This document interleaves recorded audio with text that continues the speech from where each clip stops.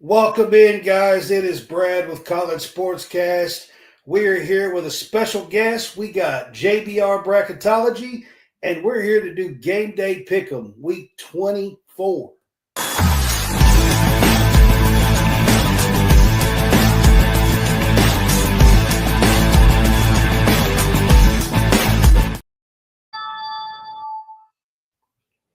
All right, guys, welcome in.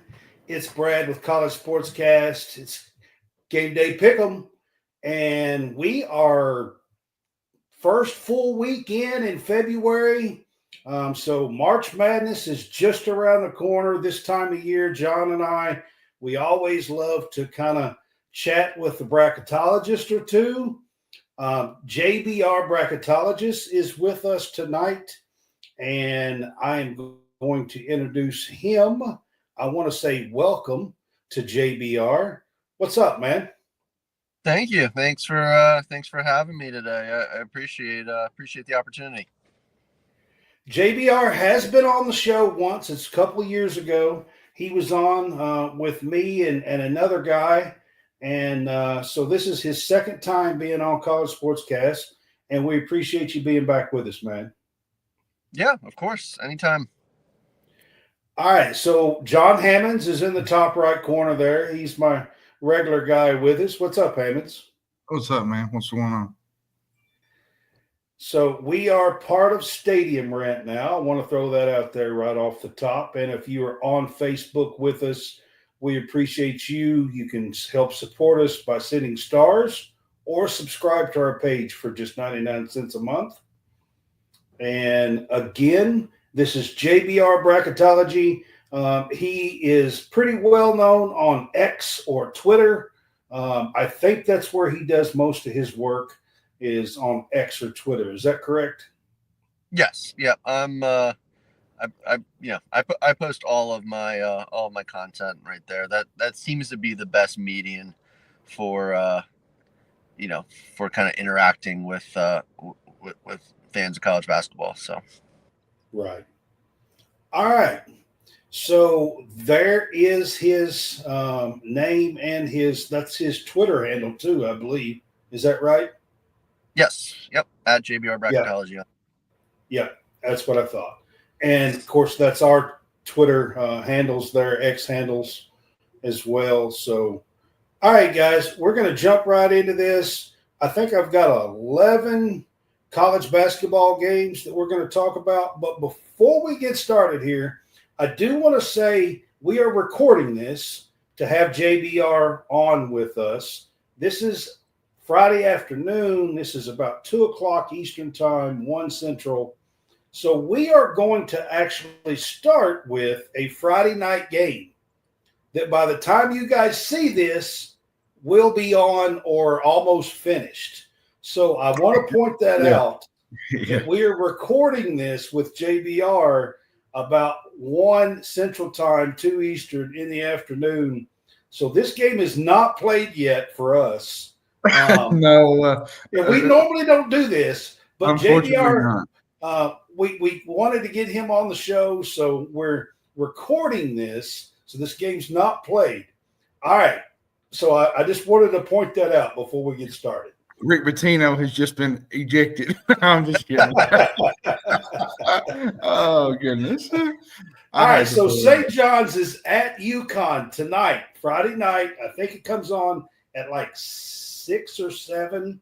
I can't remember the exact time, but this will be on or already played by the time this airs. So St. John's at UConn. St. John's is actually leading the Big East. UConn is a 3.5-point favorite in this game. JBR, I will let you kind of talk about some bracketology side of these two teams to start things off. Where do you have St. John's and UConn right now in your bracketology? Yeah, so I have St. John's, who, like you said, is now leading the Big East. I believe they're in first place by a game and a half. So I have them as my top 5 seed. The only real issue with their resume is that they just don't have many high-end wins. They beat Marquette this week, and that was really their first high-end marquee win to finally give them something of substance at the top of their resume. Their record looks awesome. They only really played I guess three good teams from non-conference if you include New Mexico, but they lost to Baylor and they lost to Georgia in the non-conference. But at the same time, they got into Big East play and they've just been rolling through the Big East. Their only loss is a 1-point loss at Creighton. So, they keep moving up the seed list, but at the same time, you either need really good efficiency metrics or you need really good wins. So far, St. John's just has good wins and they have good efficiency metrics. But if they're able to score kind of that second marquee win tonight at UConn, that's the kind of win that's really going to push them up the seed list even more. My guess is they would probably end up on the 4 line, but it depends on what happens with the rest of the teams on the seed list. We saw last weekend a bunch of teams at the top of the bracket lose. So, you just never know what's going to happen at any given Saturday, right? Or any given Friday. So, right. I think St. John's with a win that they're looking at probably a 4 seed, maybe even a 3, but most likely a 4 seed. If they lose, it's not going to hurt them that much because they should still be in first place in the Big East. It's a quad 1A road game. It's not going to hurt you that much. My guess is they would probably still be a 5 seed, but could be close to a 6 depending on what what the other teams around them do. And then for UConn, if they're able to score this win, that would probably move them up to the 6 line. One thing UConn has done really well since they came back from Maui is picking up these kind of elite quad 1A wins. That win at Texas has aged well. They have that win over Gonzaga, and Gonzaga has, kind of been a metric darling, at least with the efficiency metrics. And then they got the win on the road at Marquette last weekend. So UConn's done really well in quad 1A, really well against high-end competition. If they're able to get a win over St. John's, who's leading the Big East, I think that would probably give them a 6 seed. I think being the back-to-back defending national champions, that UConn is going to get, any kind of benefit of the doubt from the committee. And, a little preference. I don't necessarily mind that, right? Like, I know that there's other things that go into it, but it definitely felt like the teams that went to the Final Four in 2023 got kind of preferential treatment when it came to the bracket in 2024. So, you take a team like UConn that has just completely obliterated the NCAA tournament the last 2 years. Like, the committee's not going to underseed that team, right? Yeah, I agree with you. I didn't see what their quad 1A record was today, but I know earlier in the week they were 3-0 versus quad 1A, which means, basically the 3 hardest games they've played all year, they won all 3. Right. That is impressive because you're going to be playing good teams in the NCAA tournament. So when you're playing the best of the best, how do you perform? UConn has played well. So I think if UConn wins, they're looking at a 6 seed and probably even closer to a 5 than a 7. And if they lose, they will probably remain a 7, but maybe could fall to the 8 line. And then in terms of my game pick, I will take UConn at home. I think that crowd is going to be rocking with how well St. John's has been playing. Rick Pitino in the house. Like, I think it's going to be an electric crowd. So I'm going to roll with the home team. All right. So Hammonds, you got Rick Pitino versus Dan Hurley here. Big time matchup here tonight. Yeah, it's probably, I'm like JBR, it's difficult to go against UConn, especially at Gamble. They're tough at home. St. John's has only lost 3 games this year by combined to 5 points. I think it was Baylor, Georgia, and Creighton. They also have a really good defense. I think they're the number 1 rated defense in away games. If they get this win, that's going to be impressive for them, for sure. Rick Pitino's team is playing really, really good, and I think they're a 5 seed in Joe Lenardi's bracket. So you're about in the same regard with them, JBR, as you are with Joe. They're They're right on that 6-5 line. They can win with a 4. I think I'm going to take the Red Storm to cover this game. I think, it's just hard to do. It's hard to pick against UConn, especially at home. They're pretty good. I agree with you guys. Look, I think Patino's got a good team. I think he's going to come in there and play their absolute best. He's going to on the defense. I think he's going to give them fits. To be quite honest with you, but being at home, I think UConn pulls this game out. That's where I'm going to stand on it as well. And then we're going to move to some Saturday games. I think all the rest of the men's games that I have on here are Saturday. These start at 11 a.m. Central Time tomorrow. South Carolina is at Kentucky. Kentucky's lost 4 or 5, and they're not been great. JBR, where do you have them sliding to? So I have Kentucky right now as 15 overall as a 4 seed. I talked a little bit a moment ago about UConn and their record versus Quad 1A, and the same type of thing applies to Kentucky. I mean, Kentucky has been at their best when they play the best. I posted a stat earlier this week. Kentucky is 4-1 versus teams on my top 2 seed lines. When they are elite competition, they show up.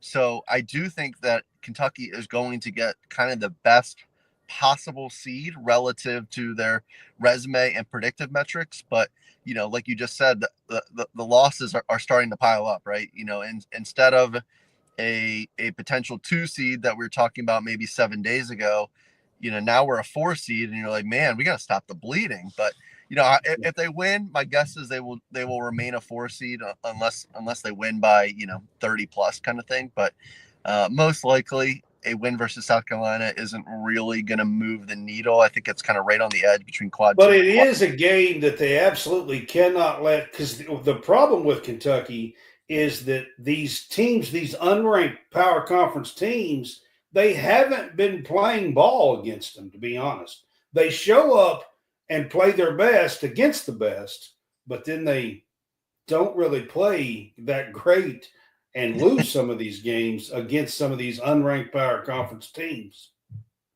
Yes, no, you are absolutely correct. They do have some head scratching losses. I mean, I remember I was watching that Kentucky Ohio State game in December live, and I just couldn't believe it. I kept waiting for Kentucky to make a run. It never came.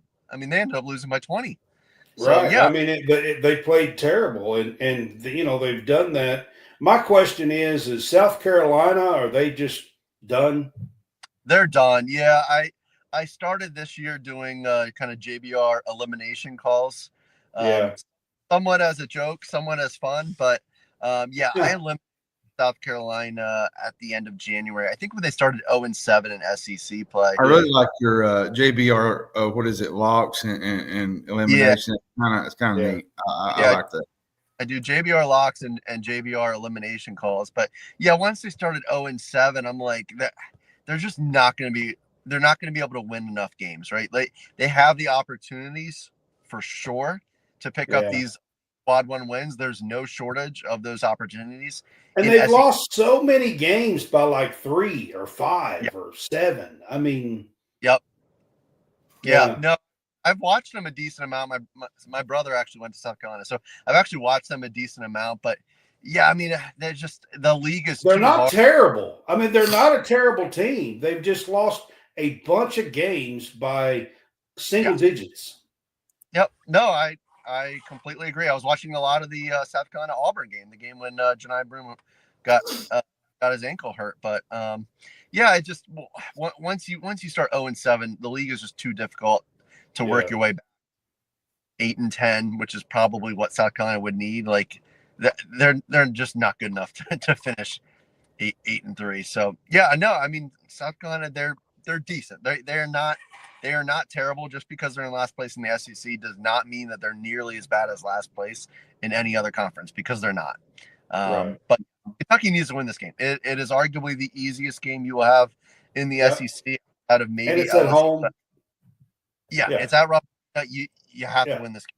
If they lose, they will probably be a 5 seed. I mean, metrically, it's not a terrible loss. Like we just said, South Carolina is sitting kind of right in the 70s in the metric. So it's not a terrible loss, but at the same time, it's one of the worst teams in the SEC. You have them at home. You've already been slightly late. This is just a game you have to win. Yeah. Well, and according to FanDuel, the line just came out a few minutes ago. Kentucky's a 10.5-point favorite. So when I was doing this before we recorded this, there was no lines yet. So yeah, that's why I don't have lines. It's 10.5, 10.5. So yeah. South Carolina's offense is not great. They're very challenged offensively. They're last in scoring.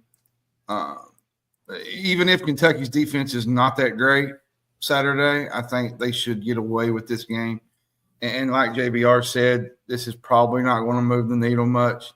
Now, if you blow them out, neither way, maybe your metrics move a little bit. If you blow them out, your efficiency metrics, I don't know, but I think Kentucky comes into this game kind of PO'd after the last couple of weeks. At home against a team like this is a get-right game.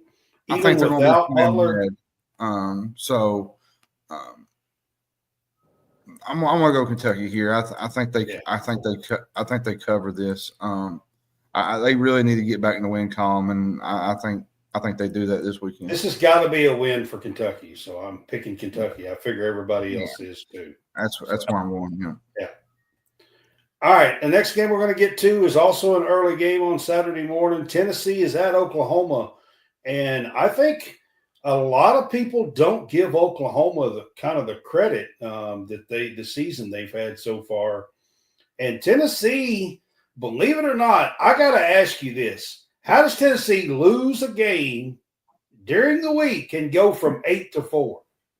Because that's what happened this week. That is what happened this week. How? Please explain to me. I've been screaming this all week. The short answer is that everyone else around them lost. I mean, okay, 7, 8, keep them the same 4 spots into the top 5. Extremely unusual.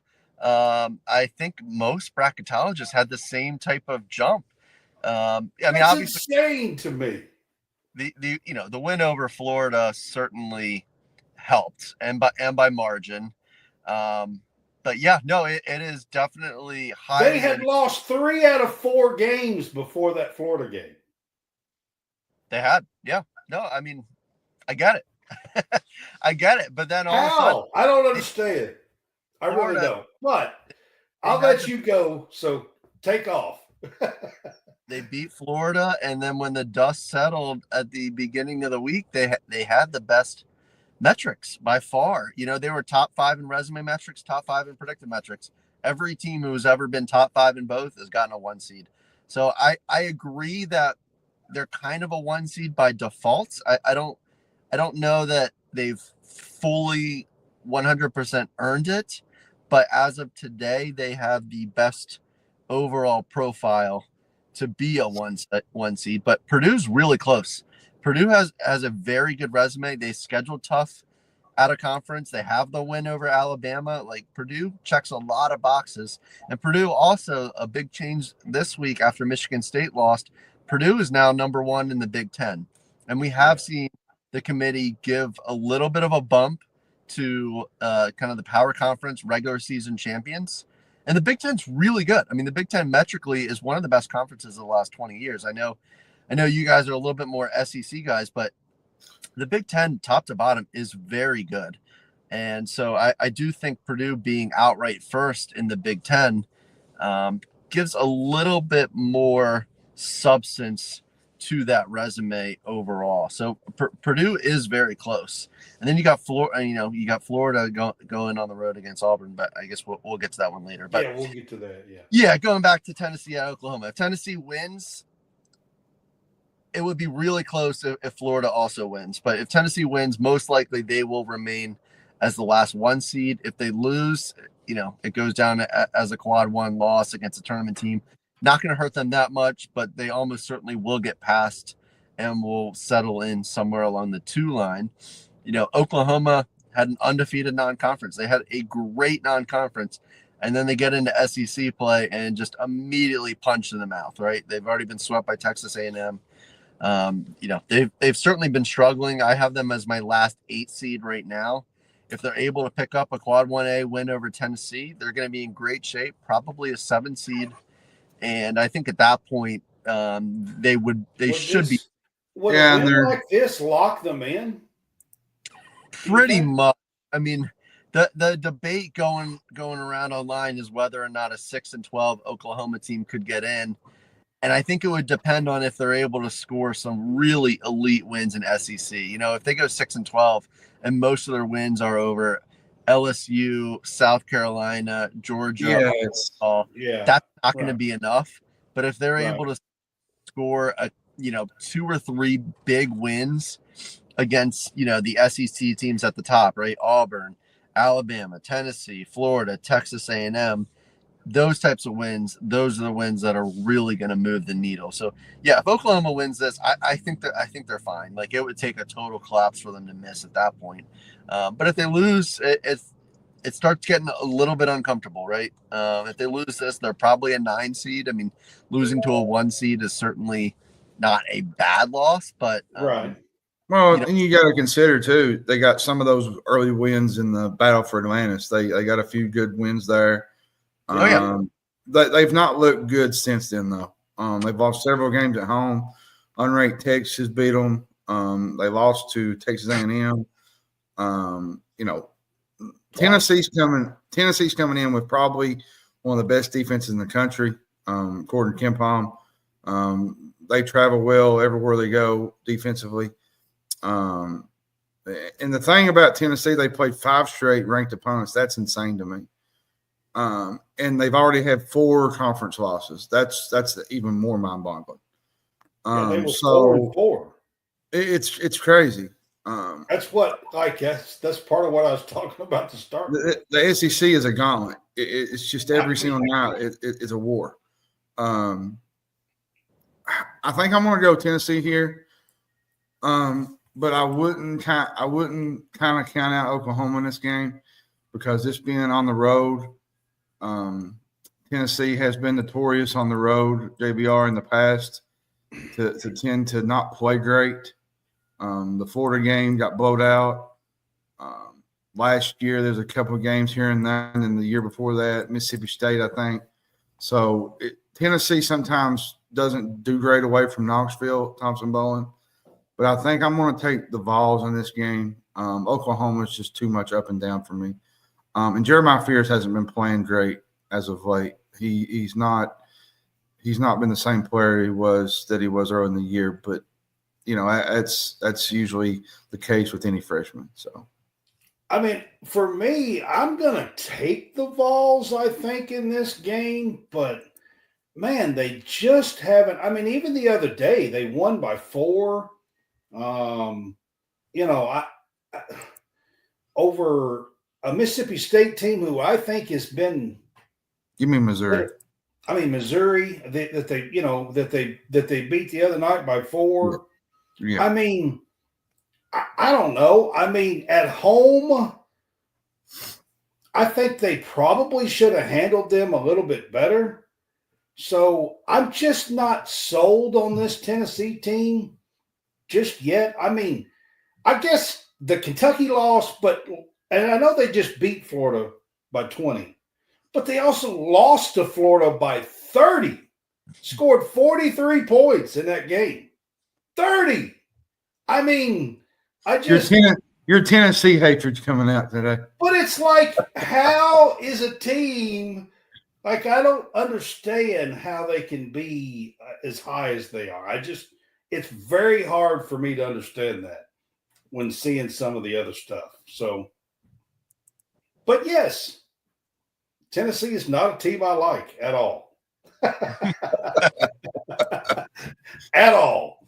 JBR, did you make a pick on this one? I will pick Tennessee, but I'm rooting for Oklahoma to win. Well, I Yeah, always root for whoever. I wouldn't say I'm rooting for them to. I just think this Tennessee. kind of win would kind of boost their resume. It would boost them to possibly get in and move into the field. Well, they're probably still in the field. I'm just saying it would help their seeding wise. That's what I'm getting at. All right, we are going to go to the Big Ten here for this one. I've got Oregon at Michigan State. You know, Oregon won that Players Era tournament, early in the year. Started off with some really good wins. They've kind of struggled in Big Ten play. Michigan State has played really well until a recent loss, but December and January, they were undefeated. JBR, where do you have each of these teams? So I've got Michigan State as my last 4 seed. You know, they just went out west to USC and UCLA and went 0-2. So they're technically half a game back of Purdue now for first place in the Big Ten. And then Oregon, I have down at number 23 overall as a 6 seed. Oregon had a phenomenal non-conference, picked up huge wins over Alabama and Texas A&M. Yep. They have 8 quad 1 wins, which is still second in the country. They've had 8 quad 1 wins for like 3 weeks now. They have not been able to pick up a 9th quad 1 win. I got a question kind of about that. I've seen it among bracketologists all over Twitter as of recent. Is Oregon playing with fire right now?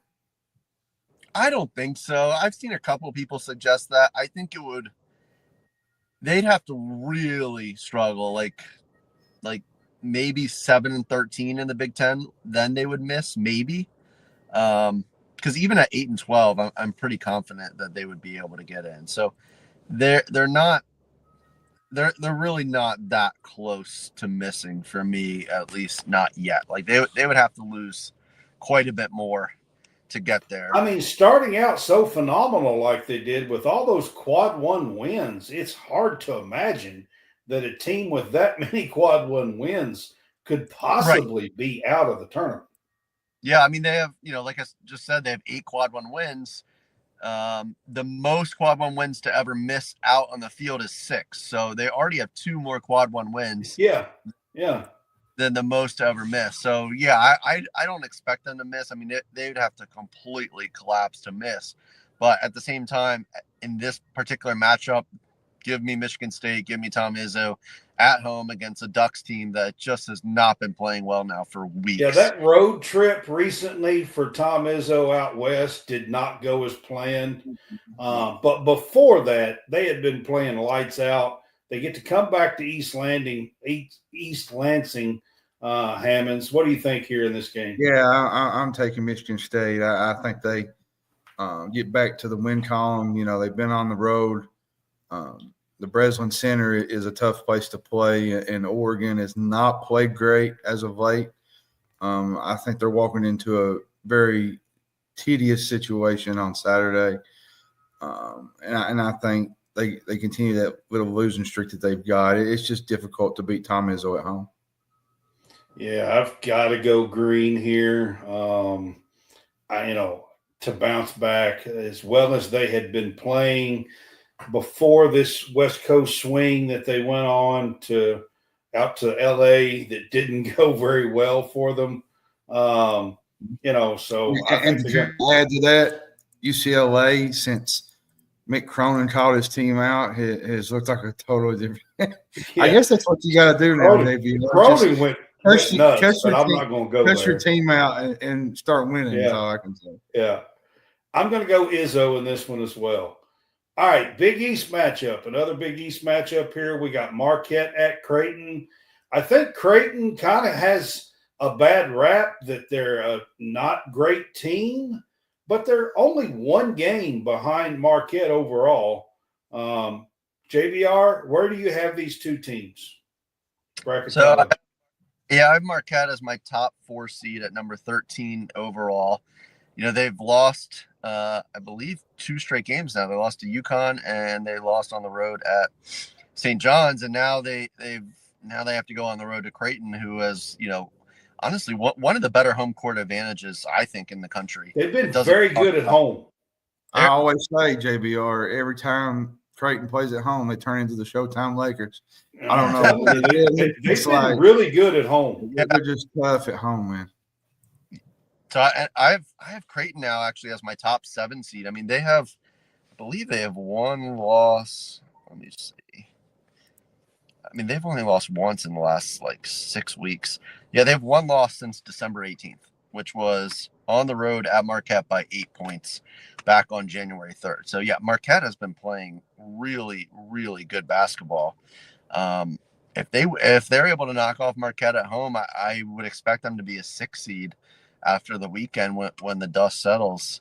And for Marquette, I mean, if they're able to win, Marquette will be right back up on the 3 line, even close to a 2 seed potentially. But if they lose, I think Marquette would probably just stay as a 4 seed, given that it is a quad 1A road loss. Right. I think Marquette's not doing themselves any favors lately. They haven't been playing as well. I went to the Marquette Maryland game back in November, and one advantage Marquette has is their team is entirely homegrown players, right? So especially early in the season, they've got a big advantage over a lot of other teams that are, heavy transfer. Trying to jail. Yeah. Trying to come together. Yeah.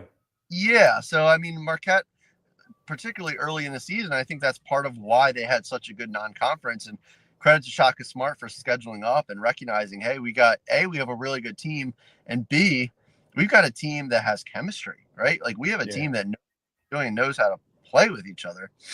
So, I saw Marquette back in November and was extremely impressed, and they continued that all throughout the non-conference. And then it seems like once they got into Big East play, they kind of just went on autopilot, and, they had been playing okay, but they hadn't really been impressive.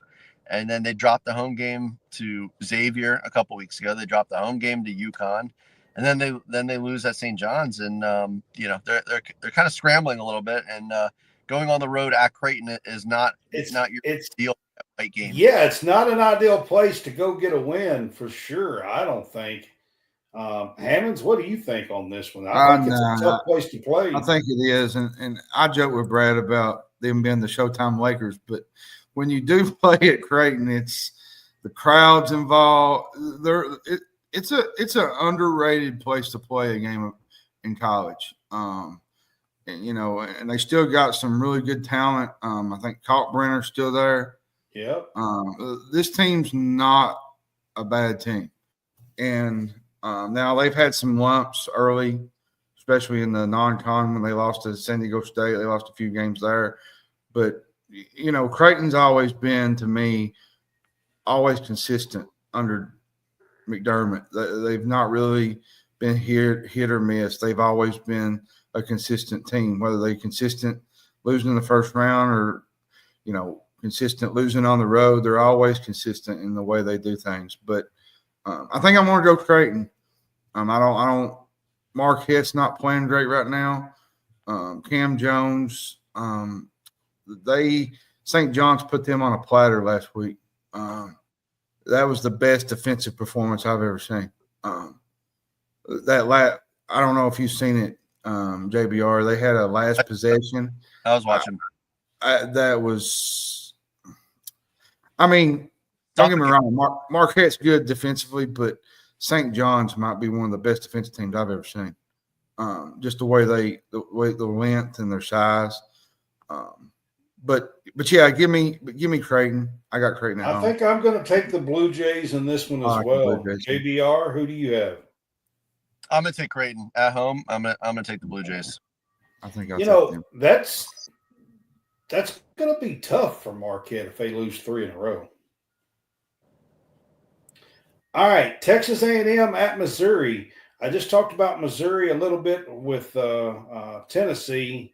4-point loss to the Vols this week. They get to go back home here against A&M. Tough team. I think they're top 10 in the AP, I believe, this week. JBR, where do you have these two teams, Bracketology? Yes, I mean, these are two teams that are playing really well. I posted yesterday on Torvik, you're able to go in and you can sort adjusted efficiency by certain start dates or end dates. And yesterday I posted the Torvik adjusted efficiency over the last calendar month. Missouri came in at number 2 in the country, second in the country in adjusted efficiency. The Tigers have been playing very good basketball the last month, and I feel like it's still a little bit underrated, or people don't want to quite take this team as seriously as they should. Missouri's good, really good. Yeah. So, especially at home. They play really well at home. They do. And in terms of my C list, I have Texas A&M at number 7 overall. They have a very good resume. The predictive metrics are a little bit lower on Texas A&M, but resume-wise, Texas A&M is up there with pretty much anyone in the country. And those non-conference wins that they scored over Purdue and Texas Tech have really aged well. And then Missouri, I have at the top of my 6 line at number 22 overall. If they win this, they'll be a minimum of 5 seed and potentially a 4 seed, but they would need some help to get up to the 4 line. If they lose, it would probably they'd fall either to the 6 or 7 line. There's so many other teams in that range that it's heavily dependent on what other teams do this weekend as well. But no, I think this is a game I'm really excited to see. You got 2 teams that are playing some good basketball, and I'm excited to see how this one shakes out. In terms of a game pick, I will take Missouri at home though. Yeah, I'm with you here. I'm going to take Missouri. I like, just the way they're playing at home. Caleb Grill has played really, really well for them. Tamar Bates has played really, really well. This is a really fun Missouri team, and they had Tennessee on the upswing the other night. I mean, it was up 5 or 6 at halftime, close to it. They've just had some really, really good wins as of recent lately. So give me the Tigers. Dennis Gates. All right, guys. I really like, and I think Hammonds knows this about me, I really like Buzz Williams. I love his defense. I love his intensity. I love Wade Taylor, to be honest with you. So every bit of me wants to pick the Aggies in this game. But here's my deal. I think I'm going to agree with you guys, and here's why. I think A&M struggles from outside in shooting at times, especially on the road sometimes. Missouri plays really well at home. So I'm going to take the Tigers to win this game at home. All right, guys, we got a big one here. This is Saturday, Florida at Auburn. Florida, I think, has dropped to 6 in the AP poll. Of course, Auburn is number 1. JBR, I'm not even going to ask. I know your number 1 overall seed has got to be Auburn. I mean, there's just no way. It's got to be Auburn. I'm assuming Florida is a 2 seed that you have right now. So, what do you think of these 2 teams? And is Auburn – I guess Auburn's not a lock at the 1 because Duke's close, I guess. Auburn is not a lock for they're not even a lock for a 1 seed yet, but they are getting close to a lock to being a lock for a 1 seed. Auburn really has one of the best resumes I think I've ever seen, if I'm being honest. They have 8 quad 1A wins now. Ohio State got into the top 25 of the net after last night's win. 8 quad 1A wins. The all-time record all the way until Selection Sunday is 9 quad 1A wins. I think Auburn's going to beat that. I mean, I think they're going to finish with double-digit quad 1A wins. They already have 11. Is it 11 quad 1 wins? You're saying 1A, but they have 12 quad 1 wins. 12. That's insane. 8 of them are in the top half of quad 1. Yeah, so that's insane. Absolutely insane how good their resume is. In terms of a game pick, I'm not going to pick against Auburn at home in the jungle. No way. Yeah. Florida. So Florida, I have at number 6 overall. There's a lot of things I like about Florida. I think Florida is a very good team. The predictive metrics support Florida being a very good team. Their record is beautiful, right? They're 18-3, 19-3. The only somewhat downside is they really don't have they don't have very many high-end wins. They have that home win over Tennessee, and then it's kind of a big gulf between that and whatever you would consider their second best win, right? Like whether that's Arkansas, North Carolina, it's. Well, they got one just last week against Vanderbilt, which I don't think this would be a tight one. Yeah, Vanderbilt's an 11 seed. It's like they have a number of good wins after Tennessee, but they really don't have any other great wins. Right. And then their non-conference strength of schedule in the 200s is also a little bit of a demerit. Now they went undefeated, so you can't hold the non-conference that much against them, right? If they had lost a couple games, then it becomes more problematic. But the committee does love to punish teams that played poor non-conference schedules. But if Florida were able to win this, I think that they would have a really good case over Tennessee for the last 1 seed. If they lose this, it's certainly not going to hurt them in a vacuum. I would think that they would remain a 2 seed, but potentially, I don't know everyone else's schedule off the top of my head, but potentially they could drop to a 3 if all of the other teams around them are picking up quad 1 wins this weekend. I agree with you. Before Hammonds goes, I'm going to go ahead and pick the Auburn Tigers here at home. In the jungle, listen, I can't go against them. However, I will say Florida's guard play is elite. It's elite. It's elite in the country. Elijah Martin, and I don't think he gets the credit that he deserves. And Clayton, Jr., Walker Clayton was out against Vanderbilt. He didn't play the other night, so hopefully he got injured. I think this won't be an easy game for Auburn. I can tell you that. I know, but I got Auburn. Go Tigers. Every time I hear that, I think of LSU and the old football coach. Go Tigers. All right, Mississippi State at Georgia. I threw this one in. I didn't know if I wanted to throw this one in or not because I think both of these teams are kind of downtrodden a little bit. But JBR, these are 2 teams that I think you probably still have in, but could be close to a bubble. Yeah, Mississippi State has certainly struggled of late. The other thing that has hurt Mississippi State is that some of their non-conference wins have not aged particularly well. When they beat Pittsburgh by, damn near 40, that looked like a great win. I had Pittsburgh probably around the 3 or 4 seed line at the time. Now Pittsburgh's not even in the field, right? So beating a tournament team by 40 is certainly not nearly as impressive as beating a tournament team by 40. I have Mississippi State right on the 7-8 line. I think that's where most bracketologists have them. Losing at Georgia is not a bad loss, but at the same time, when you're playing as poorly as they have of late, like the volume of losses starts to really weigh on you, right? And this is relative to the rest of the SEC. This is a more winnable game. If they're able to win it, they'll probably jump them right back up to the 6 line. A quad 1 road win is going to bump you up quite a bit.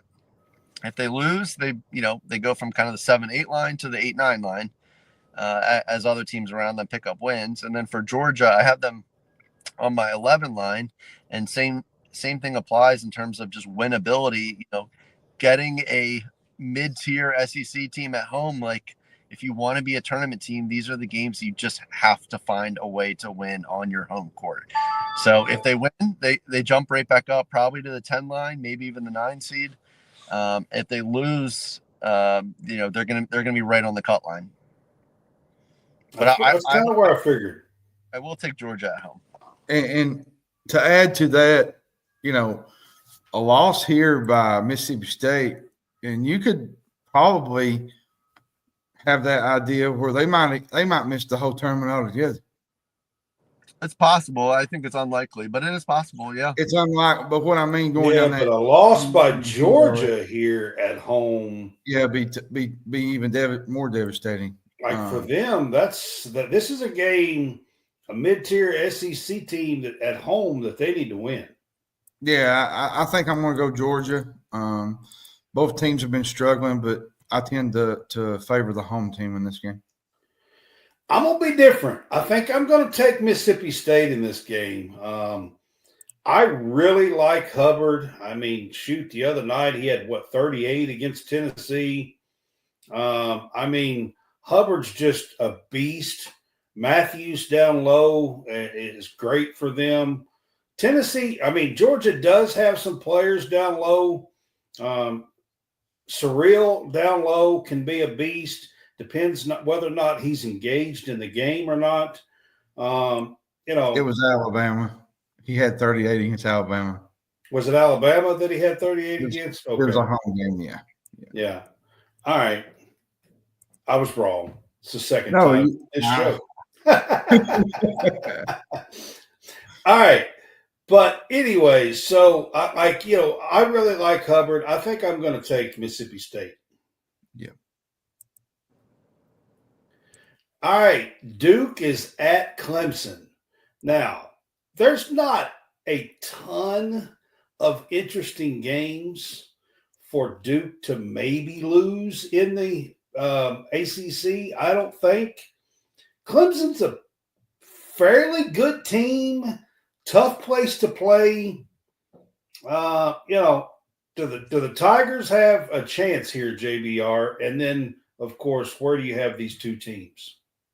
I do think the Tigers have a chance. You know, we already saw earlier this season when Clemson took down Kentucky, when Kentucky was undefeated at the time, and it looked like they were never going to lose, right? No, I definitely think Clemson has a shot. This Duke team is very good, but literally going undefeated, from mid-November on, like literally going undefeated is hard to do. Every team with very few exceptions trips up somewhere along the way. Even teams that are so much better than the rest of their conference usually drop a game somewhere. So yeah. I think Clemson has a real shot. I have Duke at number 3 overall. If they win this game, though, I think I'm going to move them to number 2. So next Saturday is the committee's reveal of the top 16 overall seeds. Yep. And I just feel like if Duke wins this game and they're undefeated in the ACC, they haven't lost since November, they're top 3 basically in every metric. I just feel like the committee, along with that win over Auburn, I just feel like the committee is going to have Duke number 2. It's just a gut feel.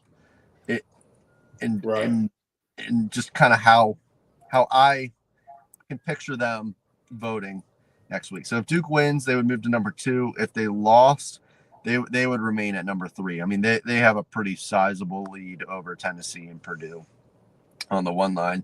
And then Clemson, they dropped a landmine earlier this week at home against Georgia Tech. Man, that was a tough one. That was a 3 overtime game, man. Watched, I guess, a decent amount of the second half. I mean, there were so many games going on. I watched a decent amount of the second half, and then I watched all of overtime, double overtime, and triple overtime, and it was shocking to me that at no point in all of that gameplay were they able to pull away from Georgia Tech. So lost because I had them as my top 7 seed going into the week, and now I have them as a low end 8 seed. If they lose to Duke, obviously not a bad loss, but again, it gives teams behind you an opportunity to pick up wins. Any team kind of right behind them that picks up a quad 1 or quad 2 win is probably. But you still got them as a chance of sliding out. In the ACC too, you're not going to get a lot of opportunities either. They could slide out, but I don't think that they would slide out. I think they have enough on their resume to stay in. I think. I mean, I'm not saying because of this loss. I'm just saying down the road you would have a chance of them sliding out. No, if they lost this, they would probably end up a 9 seed. If they win this, they would be a high end 7, possibly even a 6 seed, depending on how the game goes. And your pick? I'm taking Clemson. Give me the upset. Okay. All right. I think JBR with the upset. I think I'm going to pick Duke. I just think they're the better team. They're second in the conference in three-point defense. They're second in the conference in field goal shooting, and they got Cooper Flagg. They're a really good rebounding team too. Clemson's got that dude down low though that I think if he gets the right attitude, I think he could mess. Yeah. He could mess with Cooper Flagg a little bit. Shefflin's pretty good last year. Yeah. I think Clemson come out fast to start this game. But I think Blue Devils will wear them down as the game goes, and Cooper Flagg just does his thing. All right, I'm going to join JBR. I'm going to take Clemson at home here. I think Duke's bound to drop one or two, at least in the ACC. A road game like this against a pretty tough home team could be the one. I don't know. I'll take Clemson here in this as the upset at home. All right, Alabama at Arkansas. Arkansas's come on a little bit. Let's be honest. Kind of turned things around. JBR, these two teams. I guess I'll start with Arkansas. Do you have them in or out right this minute? I have them in the field. I have them as my very last team in the field. They have 3 quad 1A wins now. That neutral court win that they were able to get over Michigan has really aged well from the non-conference. And, that crazy upset win at Kentucky has just totally catapulted them just flying up the seed list. I mean, I was getting ready to eliminate them a week and a half ago. They were 11-8 just a week and a half ago. Yeah. Yeah, they were 1-6 in the SEC. I'm like, this team's done. They're not making the tournament, right? And then all of a sudden, boom, boom, boom. Oh shit! This team's got a little bit of a. Said it for a while. We revived them. We let them come to our house and revived them. Yeah, no, this is a big game. If Arkansas is able to win this game, I would say that they probably end up making the NCAA tournament. If they lose this game, I would say they're probably more likely to miss, but they still have a chance, right? It's not a bad loss, but it's just a question of, are they going to be able to win enough games after starting 1-6 in SEC play? Are they going to be able to actually win enough games to earn their way in? For Alabama, if they win, if Duke wins, I think I'm going to drop Alabama to number 3, even though Alabama has the better resume. It's just how I think the committee would vote. But otherwise, Alabama would only drop to number 3. I mean, there's a sizable gap between that Alabama-Duke tier and then that Tennessee-Purdue tier. If Arkansas wins, though, I mean, they're safely in the field, probably a 10 seed. I mean, they would give themselves. This is at Fayetteville. This is at Fayetteville, so I'm going to take Alabama to win, though. Yeah. I just think they're too good and playing too well. Yeah, I'm with you. Razorback, they've won consecutive road wins. Is it turning for Arkansas? Yes. But I think, Alabama's just playing better than they are right now. They've won 5 straight games. I think they've scored 80 points in all of them. And Arkansas has went and scored 80 points once through the 9 SEC games. Now, they probably will in this game because Alabama doesn't play a lot of defense. They like to run and gun. My biggest question is who's going to stop Mark Sears? And if you don't stop Mark Sears, who's going to stop Grant Nelson? If you can't stop Grant Nelson, who's going to stop Chris Youngblood? Arkansas is going to have a lot of problems Saturday with these guards. And they don't play great. And Is that his name? Yeah, they don't play great at home either. But expect this place to be crazy Saturday. I think it'll be a big environment, but I think Alabama gets it done. We've seen Alabama go into some tough environments, Mississippi State, Kentucky, and they've won those games. So this is a really good Alabama team. It is. I agree with both of you. I will say I've been on record already to say that we revived Arkansas this year, to be quite honest with you. It will not surprise me at all if in the end, come middle of March, if Arkansas is not in the field, like JBR said he had them right this minute, it would not surprise me. However, in this game, I think this Alabama team is one of the top 2 or 3 teams in the country. I really think that they, like John said, I mean, Arkansas's biggest issue is defensively, and that's not a good sign to go against Alabama as efficient as they are offensively. No, I will say their defense has been better the last couple of games. They've really turned it on defensively. But you're going to have to really be on your P's and Q's. Yeah, but Alabama, it's not a team you want to be struggling defensively on.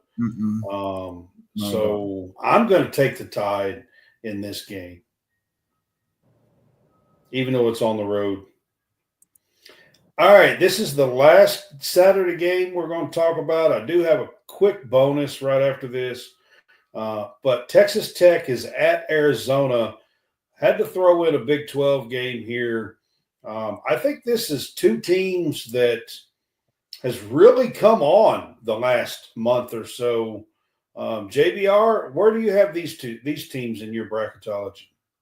Yeah, I mean these are 2 teams that have been red hot. You know, I've talked about that multiple times on my Twitter feed over the last couple of weeks. You know, both teams in different ways, both teams really struggled in the non-conference. Texas Tech played a non-conference strength of schedule in the 300s, and they lost to St. Joe's, and then they also lost to Texas A&M. They really didn't get any good wins from the non-conference. And then on the other side, you have Arizona, who did schedule tough in the non-conference, but they lost to every single good team. A lot of them. Yeah. They lost all 5. They had 5 conference losses. And so, you know, we go into Big 12 play, and I'm like, man, Arizona's probably going to need to go 12-8 just to get a bid. And now here they tied for first place as we're going into the second week of February. So, yeah, both teams have been really, really playing good basketball. They already played a few weeks ago in Lubbock. Texas Tech pulled away late. The final score was a little bit misleading, but Texas Tech did end up winning by double digits comfortably at the end there. But no, I'm very, very excited for this matchup. I have both teams at the back end of my 3 line. You know, I think Arizona, even though they did lose all 5 of those non-conference matchups, like I just mentioned, they did play a hard schedule, which the committee likes. They are tied for first place in the Big 12, which the committee likes. And they also have great predictive metrics, which the committee likes. Tech got a huge, monumental win at Houston. I mean, that's tough. Yes. Tough place. Yeah. For Tech to win that game with both JT Toppin and Grant McCaslin, their head coach, getting ejected in the first 5 minutes, that's got to be one of the most impressive wins I've ever seen. Man. And then they come home and they beat Baylor. Like they're playing at an elite level right now. Like with that seems like the classic letdown spot with all of the drama that went on in that at Houston, to come back home against Baylor, who's a good team. Although Baylor has also lost a lot of games, but that seemed like a letdown spot given all of the drama, kind of the narratives and storylines that came out of that win at Houston. So I thought that was really impressive for Texas Tech to come back home and win that game relatively easily against Baylor. So yeah, I have Texas Tech, my number 11 overall seed. The biggest concern for them by far is that non-conference strength of schedule, because that's the one thing that the committee really has to hold over teams, because that's something teams can control, is the non-conference strength of schedule. If you look at what Texas Tech scheduled, there was no doubt that was going to be a bad schedule. So McCaslin, it would be a little bit different if they won them all, but they didn't. Exactly, like Florida. Florida didn't play, but they won them all. You know, if Texas Tech had beaten Texas A&M, then it's not nearly as much of an issue as we sit here today. But if Texas Tech goes on the road and beats Texas A&M, they would then be 6-0 in true road games. That is a really, really impressive stat inside the Big 12, along with road wins at Houston and Arizona, 2 protected seeds. I mean, that's impressive, right? So the winner is definitely a 3 seed and potentially could be even close to a 2 seed if they get some help this weekend. The loser is almost certainly going to drop to the 4 line, though. And then for a pick at home, I'm going to take Arizona, but Texas Tech is damn good. I really like that team. I've liked Grant McCaslin since he was at North Texas. I thought his teams played tough. They always played great defense. Really good. Chance McMillan's tough, man. Arizona's been playing well too, but I agree with you. Tech's been playing fantastic. Yeah, and the thing about Arizona is they're so up and down. You don't know the thing about Arizona. You don't know which Caleb Love you're going to get. Yeah, but they haven't been the last month or so. They really haven't been up and down the last month. No, they played really good the last month. Bobby Hurley still ain't going to put him on his Big 12 list, apparently. I've never seen him do that or say that. That was weird. John, who you taking? I think I'm going to go home. As much as I want to pick Texas Tech, they're playing really well. Arizona's tough to beat at the McHale Center. So give me Arizona in this game. Gosh, I picked against Texas Tech last week when we did this game day for Houston. At Houston, I thought for sure. To me, I thought Houston would be a more tough game to win than this Arizona game would be for me, because Houston plays better defense. So I think it's been one of the more tough places to play in the country the last 3 or 4 years at Houston. I'm going to take Tech the way that they've been playing. I mean, I think Texas Tech is one of the big surprises in college basketball this season. JBR, what do you think about that? You think that's a yeah? I did have kind of some preseason predictions back in early November, and someone asked me for dark horse teams, and 2 of the teams I listed were Texas Tech and Texas A&M. Both teams have really played well, and I feel good about those preseason predictions as well. But yeah, I mean, 5-0 on the road in the Big 12 stands out. These are not buy games. These are not gimmies. I mean, these are legit high major conference opponents, and Texas Tech has answered the bell each and every time in the Big 12, and that certainly stands out. So if they're able to win this game and improve to 6-0 in the Big 12, I think that would be one of the more impressive resume components of any team in the country.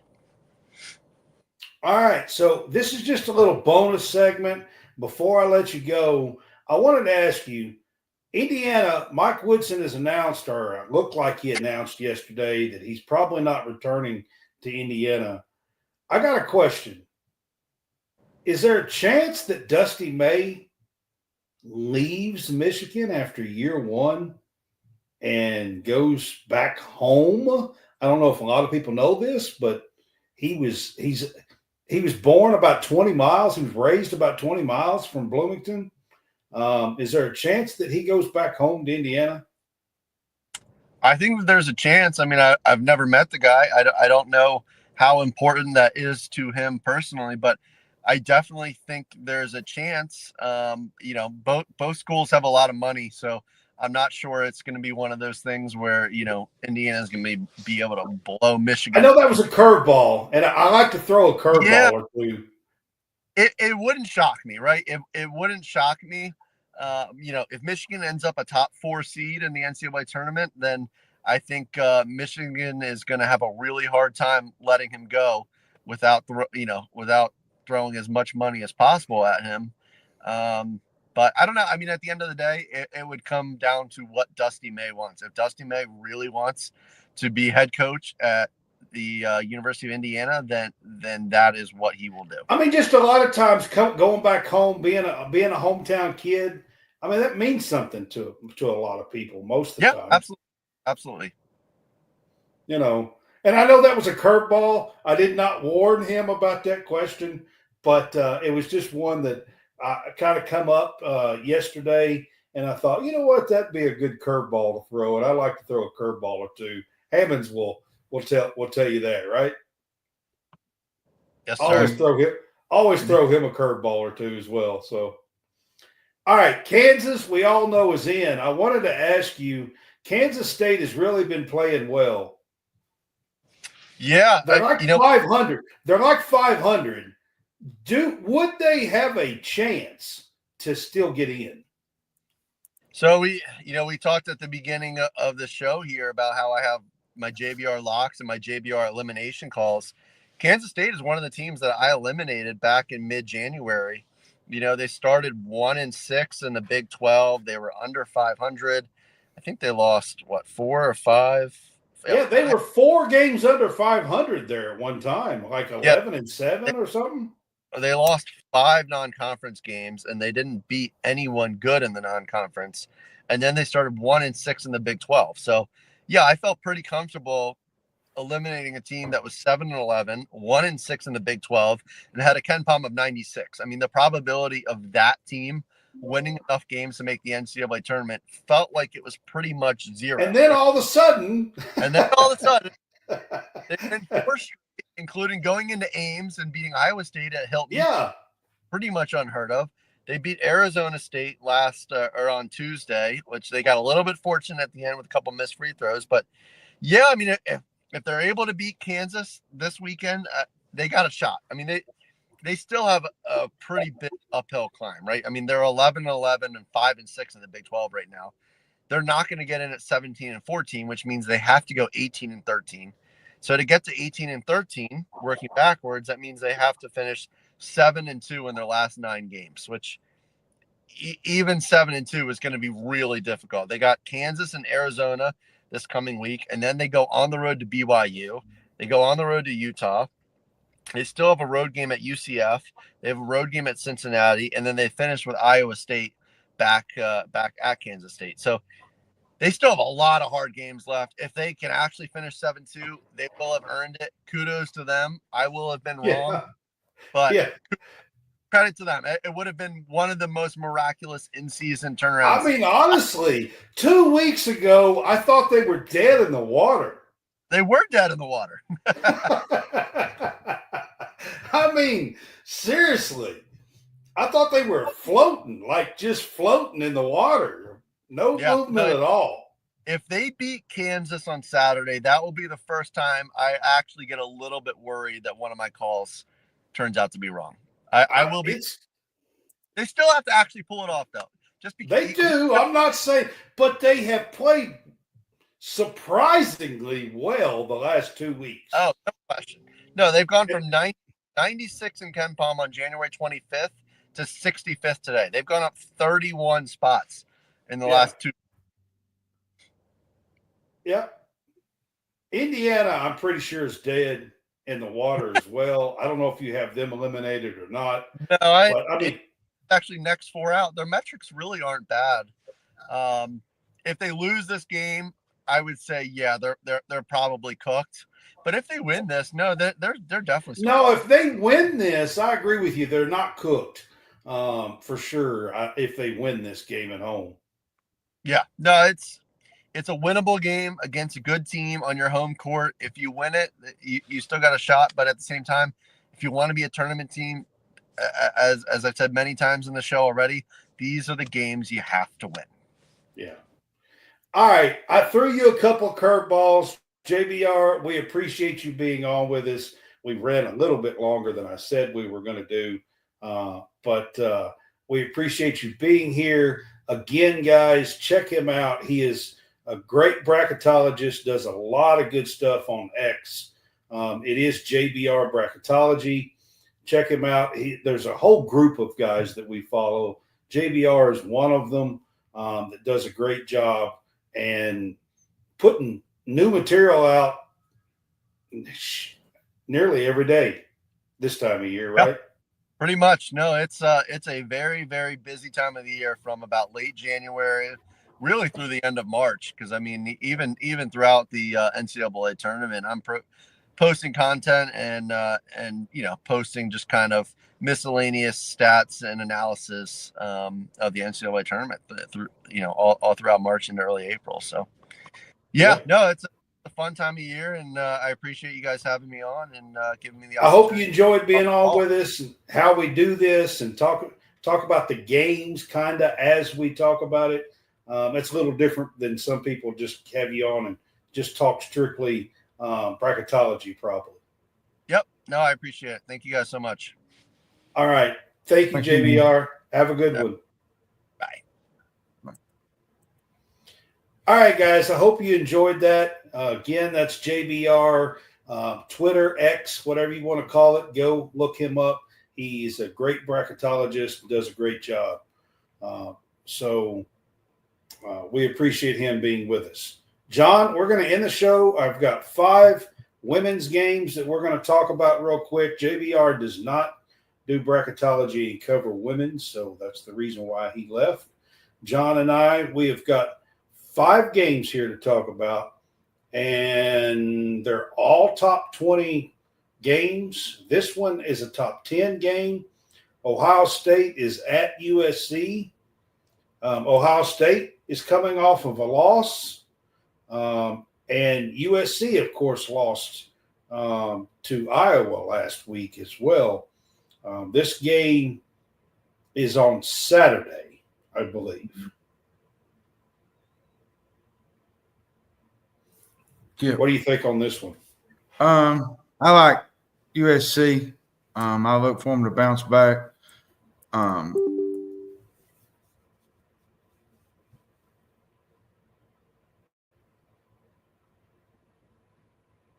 Uh-oh.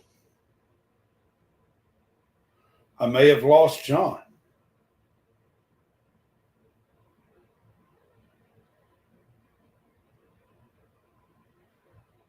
You might have to plug in. I'm not sure. All right. So I heard him say he's going to take USC. I'm going to take USC at home. I mean, I think Ohio State's got a great team. And they're number 8 in the country. They just lost their second game. They lost to UCLA, the number 1 team in the country. That's who they lost to. Ohio State's got a great team. I think Ohio State is definitely going to be in the running for a 2 or 3 seed. However, USC, I expect Juju to kind of emerge here after being beat at Iowa last week. This is at home. So I'm going to take the Trojans to win this at home in this game. And I'm not sure if John needs to plug in to come back or not. But I'm going to continue on. Got South Carolina at Texas. This is a top 5 game here. This is number 2 versus number 4. This is a huge game Sunday, early in the slate. I think this is at noon, I believe, on Sunday. My phone died. Yeah, I said you probably had an issue like that. So yeah. I appreciate you hopping back on. Did you want to finish your thought on Ohio State? USC, Juju hadn't been playing good recently. She's not played the best, but I think with them at home, I think they take care of business against Ohio State. And then for the South Carolina thing, as much as I want to pick – these 2 teams played earlier at South Carolina, and I'm going to be honest with you, John. South Carolina kind of manhandled Texas in Columbia. That's where I'm going with this right now. I want to pick Texas, but at the same time, man, South Carolina is just dominating folks, man. They're just going out and they're just taking care of business. They're doing what they got to do. Joyce Edwards is playing really good. Flo Wiley is doing her thing. They're just so loaded. They're just so good. And Don Staley is probably the best coach in America. Well, not named Kim Caldwell. according to Tennessee fans this morning, because apparently they beat the Yukon Huskies last night. Everybody knew that. Come on. I'm kidding. But seriously, though, Dawn Staley is a really great coach. She's Hall of Fame, great coach. I think they go on the road and they win this game. Well, I'm going to tell you, talking about good coaches, you got to throw in Vic Schaefer. Yeah, I think Vic is going to have this team ready to play at home. He doesn't get embarrassed like South Carolina did 2 or 3 weeks ago in Columbia very often. It don't happen. I'm going to say this. He's a fiery guy. He's going to be in their ass as far as them coming back home here. It would not surprise me at all. I mean, this is number 2 versus number 4. Texas, I mean, Taylor Jones, Holly, Madison Booker, Rory Harmon. I mean, Texas has a ton of talent as well. Yeah, they do.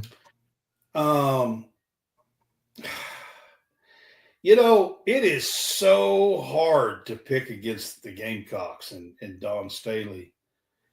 I really want to take the Longhorns in this game. But every time we do, South Carolina comes out and they just dominate. I know. I think this if South Carolina is going to drop a game in the SEC, I think it's this one. It's this one. Yeah. If they get past this one, I'm not sure that they're going to drop a game, and they still got to play Kentucky. And that's a home game for them. They're probably going to win out. I mean, if they're going to drop a conference game, I think it's this one. And being that they whipped them so much in Columbia, I think Vic's going to really be pushing to get this one. So I'm going to take Texas, even though my brain says I should probably take Dawn Staley. Yeah. All right, NC State at Florida State. This is on Sunday. I don't think people realize if there is one team in this country that does not get the amount of credit that they deserve, it's Florida State.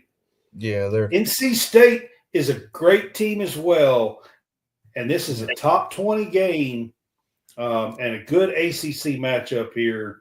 John, what do you think on this one? It is. I love this FSU team. They're really, really good. They have 3 players that are scoring almost 16 points a game. They've won 6 straight. I think they're the record holder for most 100-point Latson is the top scorer in the country. Latson is really, really good. The defense has been really, really good too for them. Michaela Timpson, she's really, really good. They got some unbelievable players in the middle. Amara Gordon, Amia Bonner. This is a good FSU team, and NC State is not. NC State's what 14th in the country. They're pretty good themselves. Yeah, NC State is a heck of a team too. You got Sinai Rivers still on this team from last year. But I like FSU at home. I think they're playing really, really well right now. They got a tough little stretch here.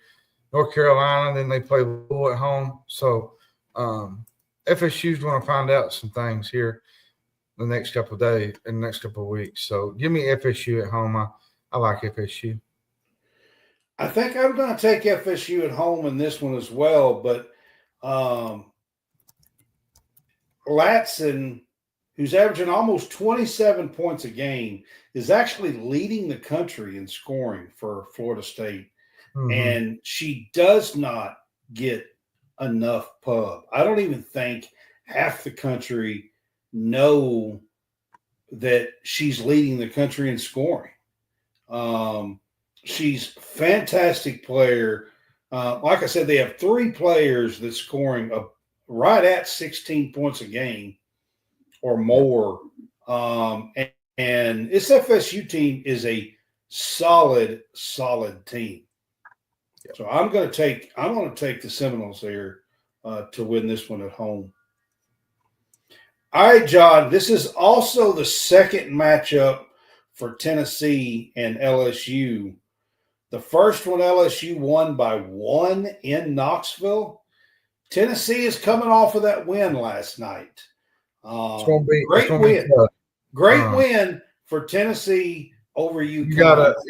Jim Caldwell is doing an excellent job here on this show. As much as I dog Tennessee, I have give Kim Caldwell all the credit in the world at the job that she's done for the Lady Vols this year. Well, the thing is, you're jumping off that high into another tough situation. You're going from beating UConn to now you're going to jump in and play LSU on the road. And I think that emotion's going to kind of get knocked down a peg. Because road games are difficult. Road games are hard in college. Whether you're in the crowd's going to be crazy. Wow. Yeah, it's going to be a tough place, man. Going to be tough to beat LSU at home. So give me LSU at home. Michaela Williams has been playing. I don't know if you saw her step back a couple of times last night, like against Missouri. I mean, Michaela Williams has been playing so well, and she's the 3rd best player on this team. You got Anisha Morrill and Flau'jae Johnson, who by far is 1 and 2. I'm not sure which one you want to put 1 and 2, but by far that's 1 and 2. And then you got Michaela Williams, who is playing lights out as the 3rd best player on this team. I got LSU in this game. I think they take care of business. And Tennessee played so well last night. Listen, Spencer, Cooper, it don't Spear, get no easy. Spear, Puckett. I mean, listen, Tennessee has played so well, been so close in a lot of games. And I have given them credit. They lost some tough ones. Last night, they figured out a way to win the tough one. So we'll see, but I still think LSU is going to win this at home. I just don't think they're going to lose this at home. No, I don't either. All right. And then the last game we're going to talk about is Kentucky. This game is on Monday night. By the way, we will do a post-game Big Blue Hoops Cast show after this game on Monday night.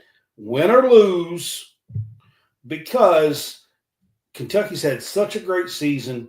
Ole Miss on the road is not going to be an easy game. No. So win or lose, we're going to do a post-game Big Blue Hoops Cast on Monday night after this game. Ole Miss had a tough loss at home yesterday against Oklahoma, who Kentucky's last game went to Oklahoma and won on the road. Yeah, and Georgia Amore, she dropped 43 on them. I don't know if she can repeat that performance or not. The scoring barrage, 7 3-pointers, 8 assists. She's putting herself as one of probably the best transfer player in the country. She followed Kenny Brooks. Her playmaking ability has given Kentucky an opportunity to be a threat in the SEC. I think she's averaging 19.4 points a game. She had a big night, one of those signature nights, Sunday night, that is going to be talked about for a while. That was a special night. They're 19-2. They're 8-1 in conference. This is what's really impressive about this team is they're in a 3-way tie with Texas and LSU for second place. Yep. And the teams that we just got through talking about that are at the top of the SEC, guess who's there with them? Kentucky. Kentucky. And let me say this about this Kentucky team. If you would have said that back early in July, August, I would have laughed in your face. I said, well, we might have 5 wins, maybe 4 at the least. But they're 8-1. They're playing at an elite level right now. They play Ole Miss next. Ole Miss is really, really good. Madison Scott's playing really, really well for them. KK Deans. Ole Miss is a great, great team, and their coach, they're led by one of the most She's a great defensive coach. He's a good defensive coach. Great defensive coach. But I think I'm going to go Cats here, Brad. I think they win this game. I think. God, I hope you're right. They go into this game, they win this game, and they go into is it Texas or LSU? They play Texas at home Texas. After this one. You go into the Texas game, and I'm going to say this as far as that's part of the reason why I hope Texas beats South Carolina. I'll say it Monday when we get on. These girls need a packed house for the Texas game. 100%, man. It needs to be crazy wild. Not just a packed house. Like, bring your A game. It needs to be crazy wild, loud. Yeah, because Absolutely. These girls deserve our support just as much as the men do.